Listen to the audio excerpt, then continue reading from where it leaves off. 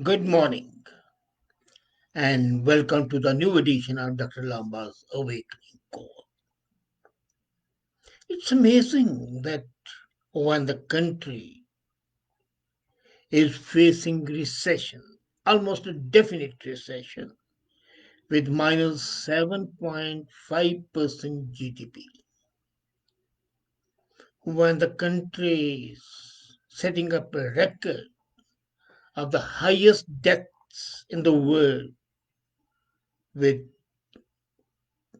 pandemic raging all over. These protests are taking place. And what's still more amazing is the cavalier attitude of the government in not meeting the protesters head on, anticipating, and even employing ham handed measures like using water cannons, reminiscent of way back in 1982 when the then Premier of Haryana, behaved in a dictatorial manner and insulted a large number of luminaries who were the pride of India, thereby alienating a nation, culminating ultimately in resentment, heartburning, and total alienation. Later on resolved, but it was created by Bhajanlal's tactics. Well, I will not talk on the tactics adopted by Bhajanlal, though they are important. But why these protests? Are these protests really worth, especially at the time of the economic disaster looming and the health of the people, the lives of the people at stake? Are they really as powerful and are the people really motivated? Is it a tsunami of people rushing to the capital of India, surrounding it, making it a battleground? Or is it a storm in a teacup? Or maybe a storm in a teaspoon? Whatever it may be. And I'm amazed. As I said earlier, the cavalier attitude of the government. And the whole thing is so blown out of proportion that it could have been resolved in a matter of 30 minutes. A sensible, mutually acceptable decision can be taken within 30 minutes within the legal requirements without either a climb down by the government or a loss of face by the protesters. Don't be amused, it's a fact. The only thing is the politicians don't want to do it, they want to prolong the protests on both sides. And the purpose is not the national interest. The purpose is to show on the one side that we are strong willed and we do everything for the good of the people, we are the final authority. And the other, we are going to tell you, we know you are right, but we'll show that we are more powerful. So it's more a battle of pride. And I remember a play by John Galsworthy, The Skin Game, that both parties ultimately wear each other down and agree to the terms which both had rejected in the beginning. And as I said, I've studied the situation. It's just a matter of 30 minutes. Now, what's the background of the whole disturbance? In 1965, the government of India set up APC, Agriculture Price Commission, to address the chronic food shortage. At that time, India was dependent on imports, PL 480, the infamous one, and there was a huge fluctuation in the prices. The green revolution that followed rested on luring farmers to grow high yielding varieties of wheat and rice. And not only that, it was a combination of mechanization and fertilizer cum pesticide use. So, for all that and for luring the farmers,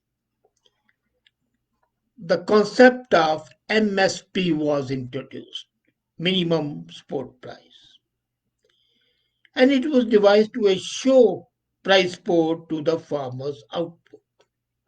The result, a miracle of food self-sufficiency in the country, where for centuries we had been afflicted by famines, famine after famine, failed monsoons, vagaries of weather. So that's the root, and that MSP has been sought to be abolished by the new bills, which are absolutely great. I wrote 3 articles praising these bills, which are path breaking in the Indian economy as far as the agriculture is concerned. They are innovative, they are imaginative, they are useful. It's another thing that they may not be viewed as such by the farmers for reasons other than the economic ones. And the present invasion of the capital by the farmers from Punjab, Haryana, and Rupee is the latest chapter in the confrontation of face off, and the Modi government is taking it very lightly. Now, in recent decades, we have seen that MSP, minimum sale price, has created a strange situation which is not a very happy one. And it has created a wheat rice cycle in Haryana and in Punjab. Traditionally, here rice was not grown because it needs a lot of water. But now they have started growing it, and the government godowns are overflowing with stocks for years. It is undoubtedly sensible for the government to break this pattern, which these bills seek to break. Because otherwise, what's going to happen? If this pattern is not broken, economically and ecologically, from the nature point of view, the crops, the patterns of the crops, and the whole agrarian economy would collapse because it's neither economically nor ecologically sustainable. Now, for instance, the water table in Punjab is not only dropping dangerously false, but is getting leached with runoff chemicals. The lingering water dispute with Haryana is a spin-off from this monetary gain that farmers are now addicted to from extra rice crop. But as they say, the devil lies in the detail. The contemporary agricultural dilemma, which nobody talks about, and as the National Statistical Organization survey of 2014 showed, it shows very clearly that the fragmentation of holdings and the dominance of the marginal and small farmers having less than 1 hectare of land is alarming. 86.8% of the farmers, 86.8%, are those farmers whose holding is less than 1 hectare. Now, any change cannot be wished for these people by deconstructing the existing markets. Let's be very clear. The existing markets in Punjab, Haryana, are the life stay of these 86.8% of the farmers. Punjab has 22,000 registered commission agents, and these 22,000 agents, RTRs, service 5,500,000 agriculturists, farmers. And these RTRs are not only money lenders or crop purchasers. They are a part of the socio-economic system of Punjab's rural economy. They give help and advice to the farmers. And these three laws have destroyed this rural compact without outlining how transitions to be made to a new order. And let me tell you again, as I said it, economically, the new laws make a lot of sense, but culturally, they are a disaster. Any law which absolutely converts the cultural issue into an economic issue or any other issue is to be viewed with apprehension. Remember 1857, the main cause of the mutiny of the First War of Independence was not the political domination, but by the East India Company asking the soldiers to use the new muskets, where the cartridges were supposed to have the grease of cow or pork. And that was the main cause of the whole destruction of the East India Company and creation of the British Raj. So the socio-economic system is sought to be changed, but here the economy is sought to be changed, not the social setup. And last year, Punjab earned 3,642 crores as fee from the grain purchasers. I agree that the people got 2.5% running into 5,000 crores. A political family got 5,000 crores in 1 year. But the government also got a lot. So, and that money was used for the rural infrastructure development, which is quite welcome. That being so, the action of the government was naturally viewed with apprehension. Now, what then are the farmers fearing and how to allay them?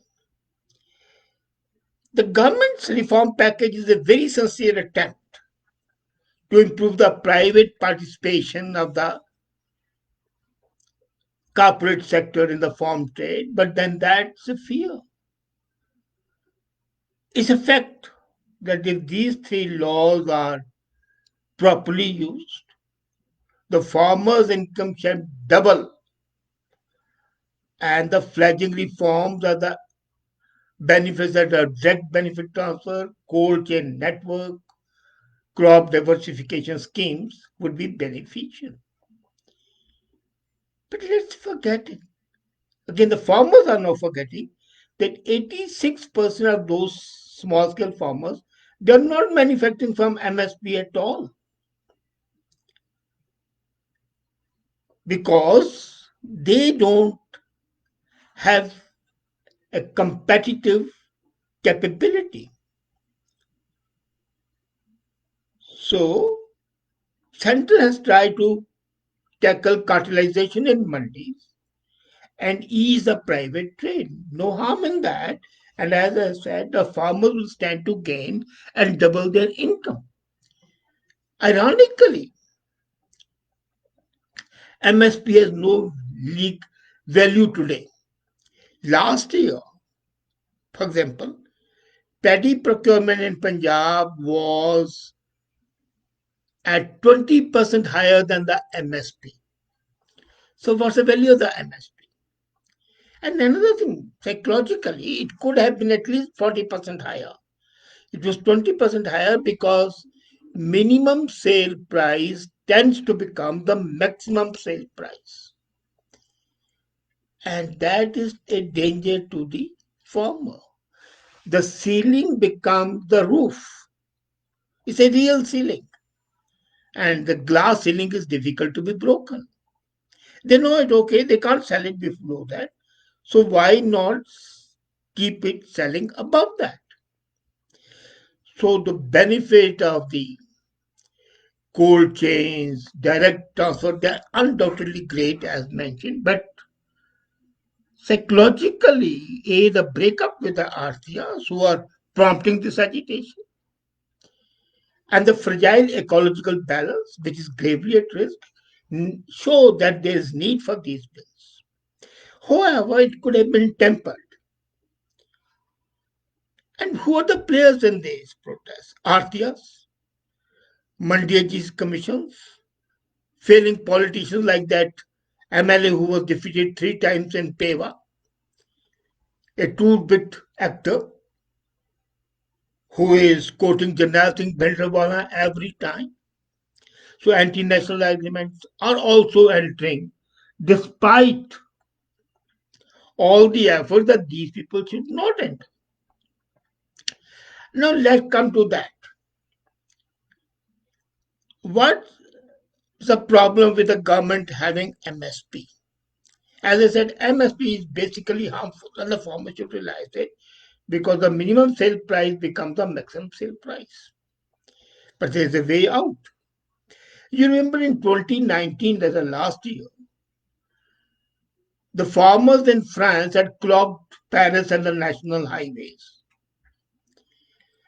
And in 2017, OECD nations, including Canada, had supported agriculture with the help of $350 billion. So why can't government of India do it?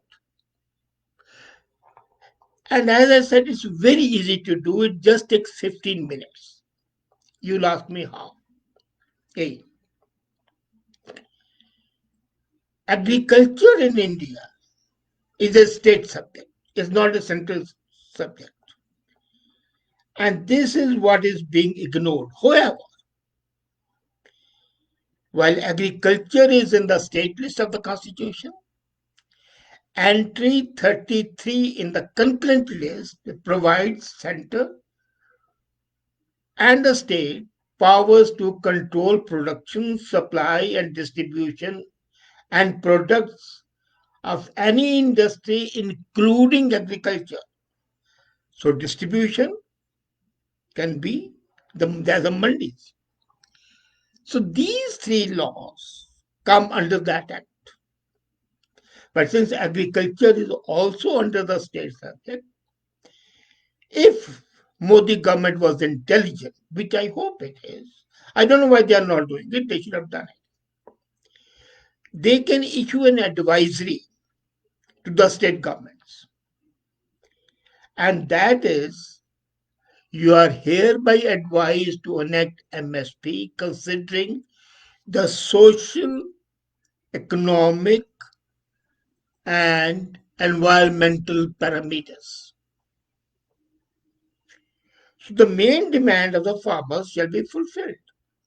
And the state departments, the state agriculture ministries can easily fix MSP for each state, which will be different from each state. You cannot have one MSP for the whole country. Let's be very clear. That will destroy the farmers, and the farmers should understand it. They want MSP, give them MSP, but let the MSP be decided by the states. And that's constitutional. So the federal government should right away issue an advisory. A, then the attention of the farmers shall be shifted to the states. The farmers in Punjab would ask Amrinder Singh to do it. In Haryana, they ask Bhajanlal to do it. In UP, they'll ask Tanath Yogi to do it. So all the attack which is at Modi shall be diverted. That's political sense. It makes economic sense because the MSP in Punjab might be higher than the MSP in Bihar, for example. Then there's a second way. As I said, MSP is likely to act as maximum sale price, so don't have an MSP. You should have, and we have an experience of that. What we can do is instead of MSP, we can have deficit financing. Now, what's a deficit financing? We have already experimented with deficit price payment with variable success. Madhya Pradesh has done it, Haryana did it, Telangana has done it. This involves that you set up an estimate fair price. And the government says, okay, you sell it if you can't, if the buyers don't buy it at that price. This is, say, 15 times higher than the MSP. And this is called fair price. Yes, EFP, I'll call it estimated fair price. So government pays them the difference between the MSP or whatever they sell it for and the estimated fair price. Farmers get more. But then government gets into it and pays for the good of the country. Basically, this success has been shown. And the union government's plea that the MSP depletes the coffers of the government is not acceptable because if OECD countries have spent $350 million, and food is an important part of the lifeblood of a nation. So, if the resolution has to be there, let the government issue an advisory, federal government, that let the states, depending on the need and the structure, either have a minimum sale price, MSP, or estimated fair price and pay the difference to the farmer. It makes political sense, it makes economic sense. And the nefarious interest. Now, one thing I'd like to point out here that the whole talk of the land acquirement, the people, I heard some people that they want to acquire the land of the farmer is not possible because land acquisition is controlled by the provinces. They can always ban the sale of the land. And the carpers cannot take over, and they are not interested in taking over. Why should they bother about 86% people who have less than half an acre of land? They are interested in buying the end product. This sort of owning the land has been created. A ghost has been, either Frankenstein has been created to terrify the poor farmers, which is wrong. So, as a matter of fact, constitutionally, legally, culturally, it's imperative to see agriculture as important. And also ensure, you see, you don't have to be good, you have also got to appear to be good. So these three laws are important, but just make necessary amendments. Say that, okay, MSP is acceptable, which today Prime Minister incidentally did. But then follow it up with a concrete action, right? Immediately let presidents declare it. Let an ordinance be passed that the state shall rule out or rule on the MSP or the estimated fair price within the next 30 days. The farmers would be satisfied. The country will become calmer. And the whole problem would be solved. This only needs imagination from the government and understanding by the farmers. And this is in the interest of all. And this is a perfectly legal constitutional way to do it. And it takes 30 minutes. That's all. Why are the comments waiting? Come on, do it. Thank you.